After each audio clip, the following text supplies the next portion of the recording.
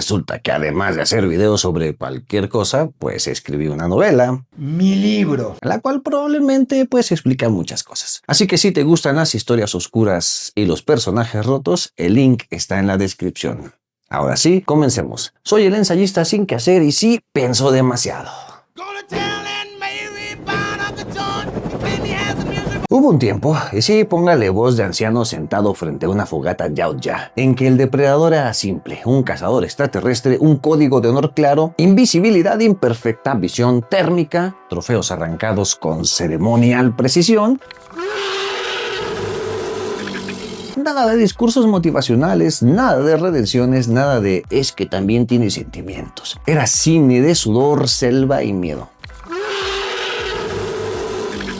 Era el sonido del clic metálico antes de morir. Era el silencio que pesa más que cualquier diálogo. Luego llegaron las adquisiciones corporativas, las fusiones estratégicas, los planes de expansión transmedia, los universos compartidos, los equipos creativos que aseguran en entrevistas que pues respetarán profundamente el material original mientras lo reinterpretan con la delicadeza de un martillo hidráulico.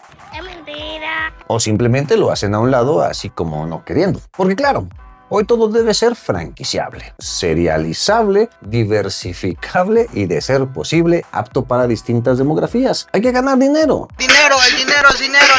El cazador cósmico dejó de ser un mito de horror para convertirse en un activo intelectual optimizable. El honor pasó a ser una variable narrativa flexible y el código yautja, ese eje que sostenía todo, se volvió algo así como una especie de sugerencia que nadie escuchó. Y el problema no es que la saga evolucione. Nadie quiere ver la misma película repetida eternamente. Bueno, sí, a veces. El problema es cuando se evoluciona sin memoria, cuando el crecimiento no es orgánico, sino estratégico, y cuando la coherencia interna se sacrifica en el altar del algoritmo de lo que deja, pues, lo que vende, dinero.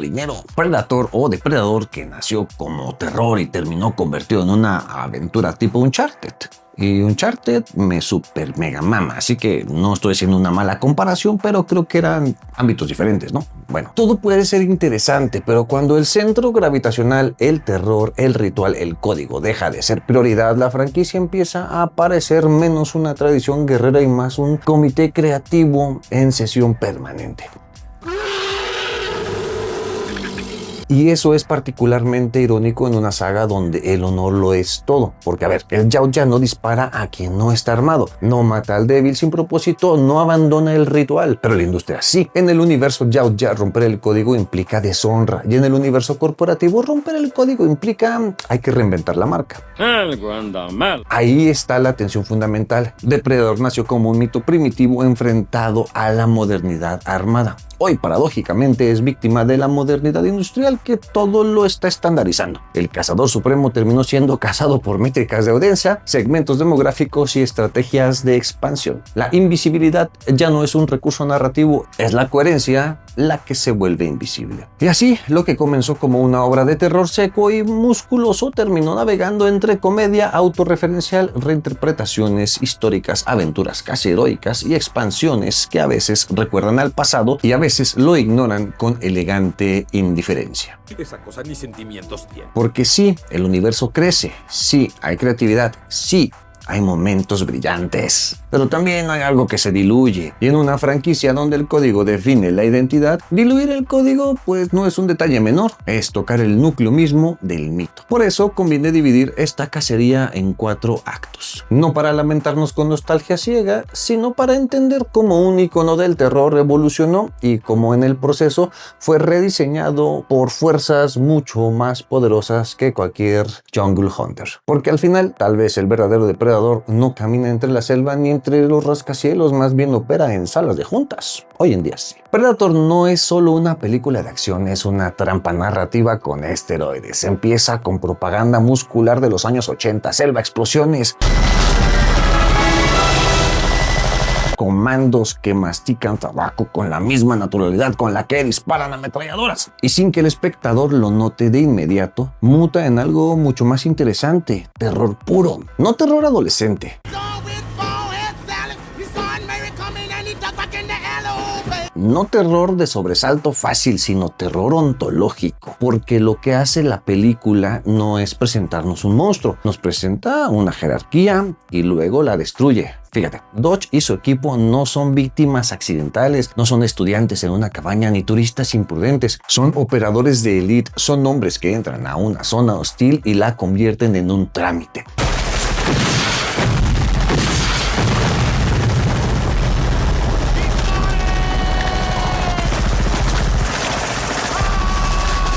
Son, en términos prácticos, depredadores humanos. Y ahí está la genialidad de este bonito y simple guión. Cuando el espectador ya está cómodo viendo cómo estos titanes arrasan con todo, aparece algo que los arrasa a todos. Y entonces, la inversión es brutal. De pronto el cazador es cazado, la selva deja de ser territorio dominado y se convierte en un ecosistema hostil. La superioridad tecnológica cambia de manos. Estoy asustado, Poncho. Porque el Jungle Hunter no es un animal salvaje descontrolado. Es metódico, es paciente, es obsesivo. No mata por hambre, mata por rito. Analiza patrones, elige objetivos, evalúa amenazas y lo hace con una serenidad que desarma cualquier lectura superficial. Lo más interesante es que no es invencible. No es un dios, sangra, aprende, se adapta. Y por eso da miedo, porque no es fuerza bruta, es inteligencia estratégica con disciplina marcial. La película entonces deja de ser un hombre fuerte disparando cosas y se convierte en una pregunta rara. ¿Qué ocurre cuando el, número uno de la cadena alimenticia descubre que, no es el número uno? Aparte de todo, tiene el saludo más épico de cine de acción, ese apretón de manos entre Dodge y Dillon que parece un duelo indirecto de bíceps patrocinado por la testosterona misma.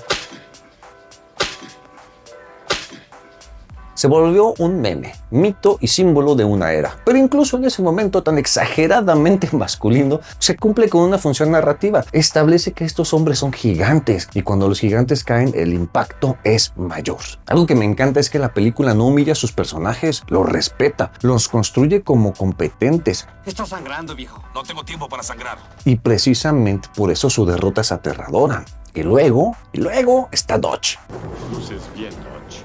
Dodge no gana por fuerza, gana por adaptación, se despoja de tecnología, vuelve a lo primitivo, se cubre de barro, observa, aprende, prepara trampas, se convierte en lo que el depredador no esperaba, un rival que entiende el juego. Ahí está el núcleo moral. El enfrentamiento no es algo solo físico, es mental y estratégico, es casi filosófico, dos cazadores enfrentándose bajo códigos distintos. Lo interesante es cómo ese personaje, quien en 1987 pudo haber quedado como un simple héroe musculoso, fue posteriormente expandido en Predator Hunting Grounds. Ahí Dodge ya no es solo el que sobrevivió, es un hombre marcado, obsesivo, traumado, dedicado a estudiar, clasificar y anticipar a los Yautja. Eso es continuidad inteligente. No convierte al personaje en caricatura, lo convierte en consecuencia. Se le añade peso psicológico, se le da densidad, se respeta el impacto que tuvo en el original, no se tribaliza su experiencia y Dodge no sale de la selva diciendo qué aventura tan divertida, sale cambiado. Y esa transformación es coherente con el tono funcional de la saga.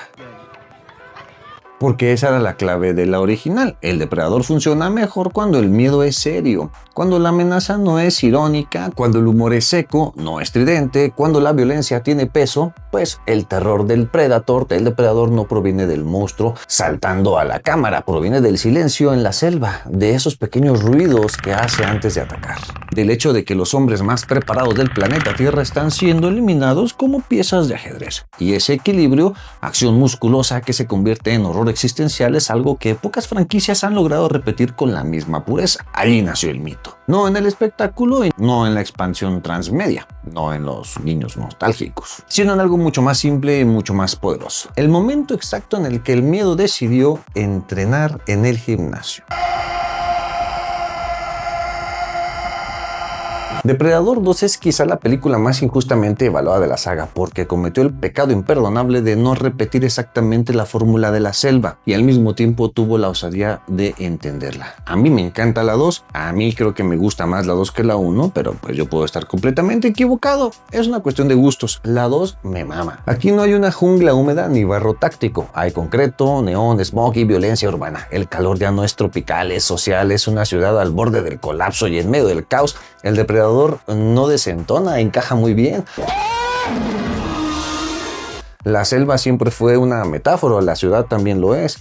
Harrigan no es Dodge 2.0, no es un comando perfecto, no es una estatua de testosterona esculpida en el Pentágono o entrenado. Es impulsivo, terco, demasiado emocional, pero tiene algo crucial, tiene voluntad pura.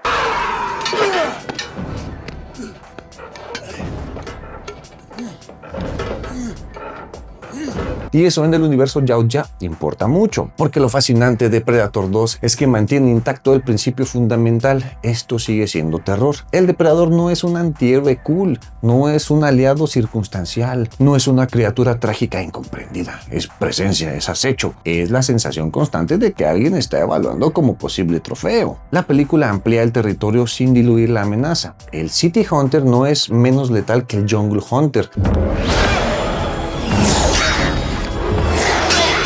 Es distinto, más audaz, más visible, más juguetón con su presa, pero sigue operando bajo un código. Selecciona objetivos armados, busca desafíos, disfruta la confrontación directa. Y Harrigan, con una pistola, rabia acumulada y un desprecio absoluto por rendirse, decide plantarle cara. No desde la perfección táctica, sino desde la obstinación humana. Esa es la esencia del enfrentamiento. No es tecnología contra fuerza, es convicción contra ritual. Pero el momento verdaderamente histórico no es la pelea final, es la nave.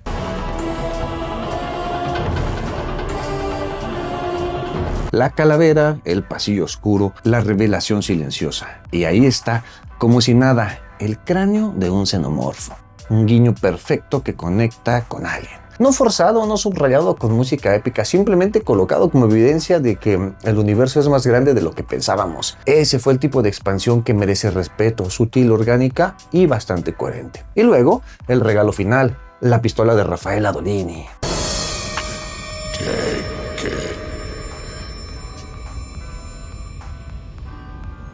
Un objeto que, lejos de ser una especie de fanservice, se convirtió en una puerta narrativa hacia los cómics. Y ahí el lore no se reinventó, se profundizó. Se explicó cómo un humano pudo haber sido digno de honor con un Yautja en el siglo XVIII. Eso es crecimiento mitológico bien hecho, no contradice, no borra, añade capas. Las posteriores, Alien contra Depredador y Aliens vs Predator Requiem, no alcanzan el mismo nivel de sofisticación. Son más explícitas, más espectaculares, más inclinadas al crossover directo, pero incluso ahí algo es muy rescatable. La presencia de Wolf.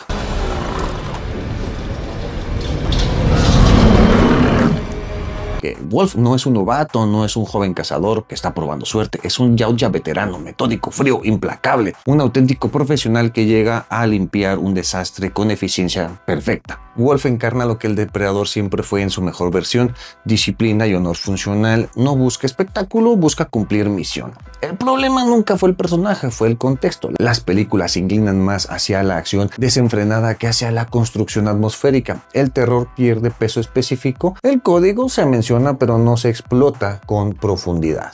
Algo anda mal. Y aquí empieza a notarse la primera fractura real de la franquicia. Se prioriza el cruce sobre la coherencia, el espectáculo sobre el silencio, la explosión sobre el ritual. El depredador comienza a transformarse lentamente en la figura de enfrentamiento más que en el símbolo del acecho. Y cuando eso ocurre, pues algo esencial se altera, porque el verdadero poder del Yautja no fue su arsenal, fue su presencia, su paciencia, su mirada invisible desde las alturas, su juicio selectivo. En la ciudad ese poder aún estaba intacto. En los cruces posteriores empieza a diluirse un poco, y así lo que comenzó como una expansión elegante del mito, la nave, la calavera, la pistola, abre la puerta a algo más grande pero también más riesgoso: la tentación del espectáculo permanente. Y el depredador, que siempre funcionó mejor como sombra, empieza lentamente a ser iluminado por reflectores demasiado brillantes. Predator hizo algo inesperado en una industria obsesionada con más grande, más ruidoso, más brillante. Decidió volver atrás, no en un modo de copia descarada, sino en un modo de reinterpretación consciente.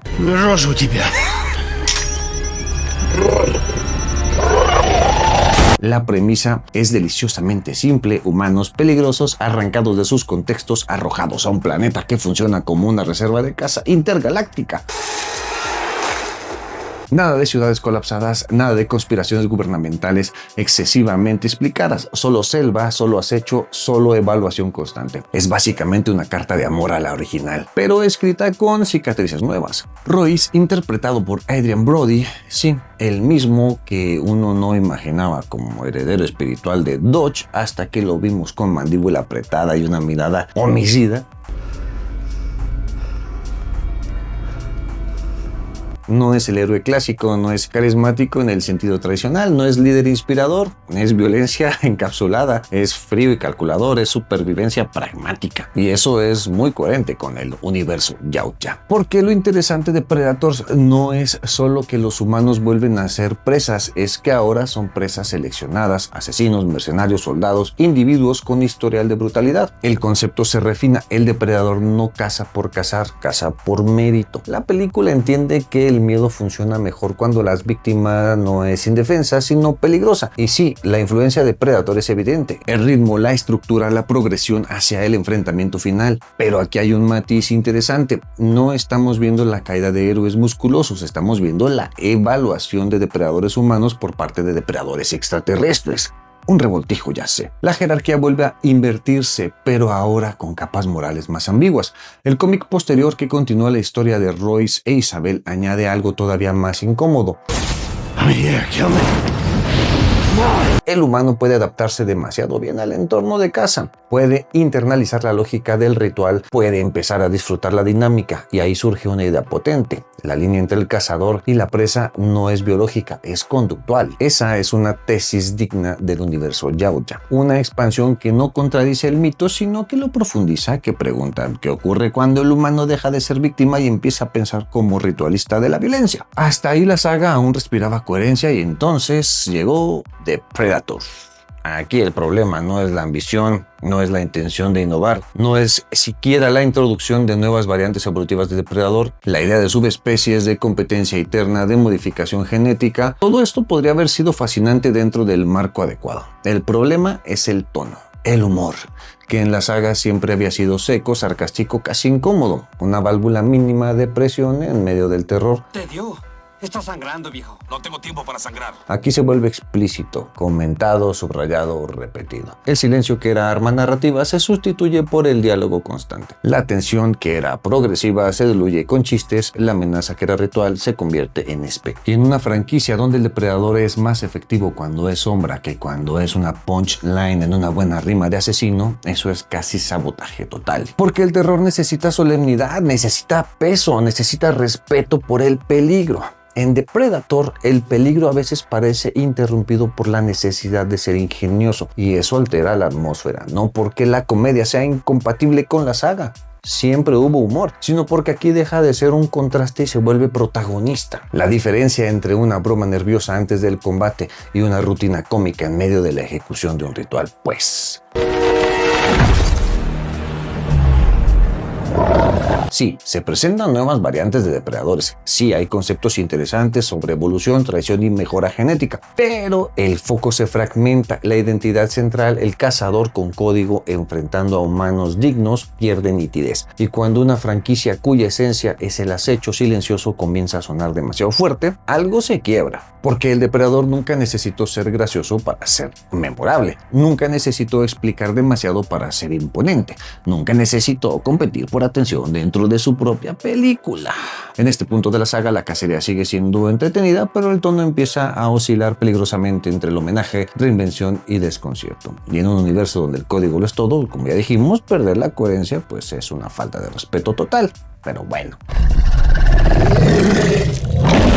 Prey, por su lado, me parece muy buena, de hecho, visualmente elegante, narrativamente clara, contenida. Naru es un personaje interesante con un arco definido, determinación creíble y un contexto cultural que enriquece la propuesta. A mí me encanta. El Feral tiene un diseño brutal, más esquelético, más primitivo, más experimental. La ambientación funciona, la tensión está ahí. Hasta aquí son aplausos de mi parte, me encantó. Pero cuando uno decide armar una franquicia, también acepta el riesgo de volverse insoportablemente atento al detalle. La pistola de Rafael Adolini. El objeto no era un simple accesorio retro cool, era un ancla de continuidad que conectaba directamente con Predator 2 y con los cómics que expandieron la mitología con bastante más cuidado del que muchos creen. Era prueba de que los Yautja no solo cazaban, también recordaban, honraban, reconocían. En Prey la cronología se flexibiliza con entusiasmo creativo, no necesariamente destruye el canon, pero lo estira hasta que cruje. El guiño está ahí, pero la construcción previa se diluye. Y luego está el código.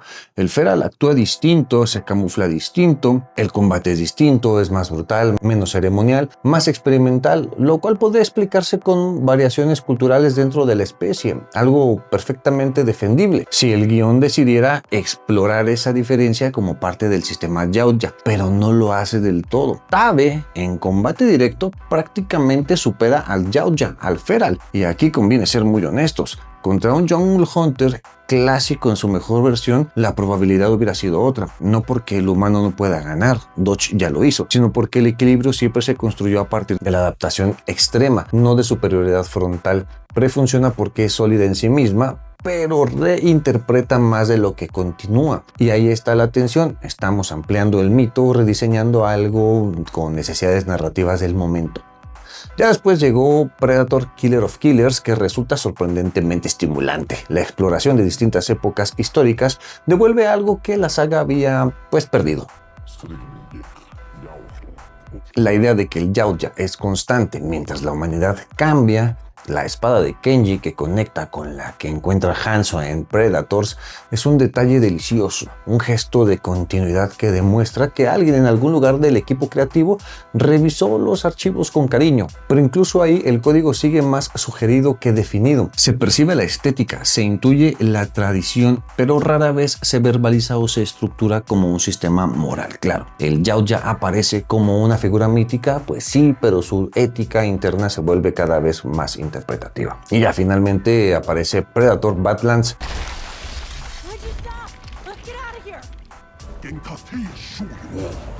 Y aquí el giro es evidente. Aventura pura, acción frontal, lazos emocionales, alivio cómico medido pero presente, heroísmo casi clásico. La película es entretenida, sin duda, funciona como un blockbuster moderno, tiene ritmo, espectáculo y una narrativa accesible para nuestras generaciones, pero ya no es terror. Ya no es la sensación de ser observado desde la copa de los árboles, ya no está el silencio que precede a la ejecución ritual. Ya no es la cacería como experiencia filosófica, es otra cosa y no necesariamente mala. La verdad es solo distinta.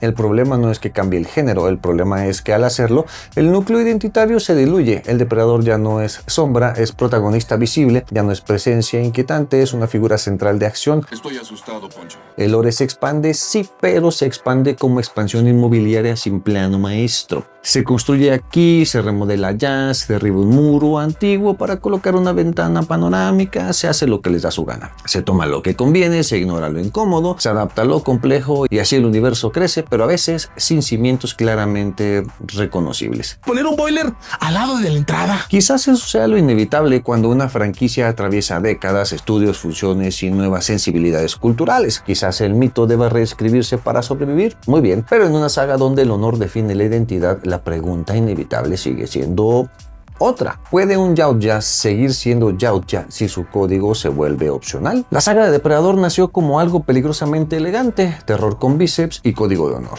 No era solo un monstruo invisible disparando láseres, era una idea, una estructura moral, una mitología mínima pero sólida. Luego vino la expansión, cómics que añadieron profundidad histórica, videojuegos que exploraron consecuencias, novelas que intentaron sistematizar el código. Durante un tiempo el universo no se expandía por inercia comercial, sino por curiosidad narrativa. Se añadían capas, no parches. Y después llegó la reinterpretación moderna, la reinvención entusiasta, el deseo legítimo de traer la franquicia a nuevas generaciones que no crecieron con sudor ochentero ni VHS gastados. ¿Eso es malo? No. Las historias que no evolucionan mueren. ¿Es malo reinterpretar? Pues tampoco. El mito vive porque se adapta. El problema no es el cambio, es la amnesia selectiva, porque cuando una franquicia cuyo eje central es el honor deja de respetar su propio código narrativo, algo así se erosiona, se nota. No de golpe, no con explosiones, sino lentamente como una armadura ceremonial que empieza a perder símbolos. El Yautja no es solo un alienígena con gadgets cool.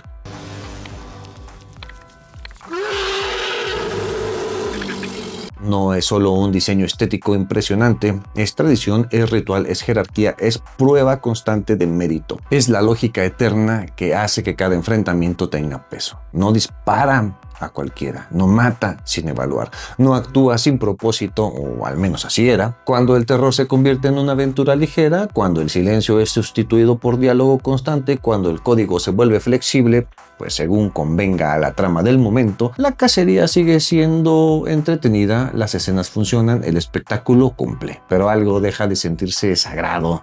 Y esa palabra importa porque el universo Yautja siempre tuvo algo casi religioso, una estética marcial que diferenciaba al depredador de cualquier criatura genérica de ciencia ficción. No era caos, era orden ritualizado. Cuando los cómics se ignoran selectivamente, cuando la cronología se ajusta con sonrisa diplomática, cuando el código se menciona pero no se explora, el mito no muere pero pierde densidad. Se vuelve más accesible, más digerible, más adaptable y menos temible. La ironía es deliciosa. Una saga obsesionada con el honor termina sometida a dinámicas industriales donde el honor narrativo es negociable. El depredador, símbolo de disciplina ancestral, termina dependiendo de métricas de audiencia y estrategias de posicionamiento generacional. La cacería continúa, el espectáculo sigue, el diseño evoluciona, pero la pregunta persiste. ¿Estamos viviendo la evolución natural de un mito o su domesticación corporativa? Tal vez el depredador moderno no camina entre la selva ni entre las estrellas. Tal vez no necesita invisibilidad térmica ni lanzas retráctiles. Tal vez espera en salas de juntas armando estudios de mercado, cazando coherencia con precisiones quirúrgicas. Y lo más inquietante es que, a diferencia del Jungle Hunter, ese sí rara vez pierde. Ni modo. Muchas gracias por llegar hasta aquí. ¿Desde cuándo quería hacer este video de Depredador? Es una saga que obviamente me gusta mucho. Los cómics, las aventuras, todo me encanta de Depredador, de Alien también, pero ya hablamos de Alien. Y pues me tomé ahora sí la tarea de escribir algo de Depredador. Lo hice a profundidad, me esforcé, leí bastante, volví a leer algunos cómics, me vi todas las películas. Eso fue más por un placer que por un trabajo, pero me la pasé bien. Platícame qué opinas de Depredador. ¿Te gustan las películas de Depredador anteriores? ¿Conocías las películas? ¿Conoces la saga? ¿Habías visto aquellas películas anteriores? ¿Has hecho con alguien el saludo mítico de Dodge y Dillon? ¿Qué te parecen las nuevas películas? ¿Qué te parecen el nuevo canon? ¿Qué te parece este revoltijo que están haciendo? ¿Te gustaron los cómics? ¿No te gustaron los cómics? Platícamelo todo en la caja de comentarios. Nos vemos.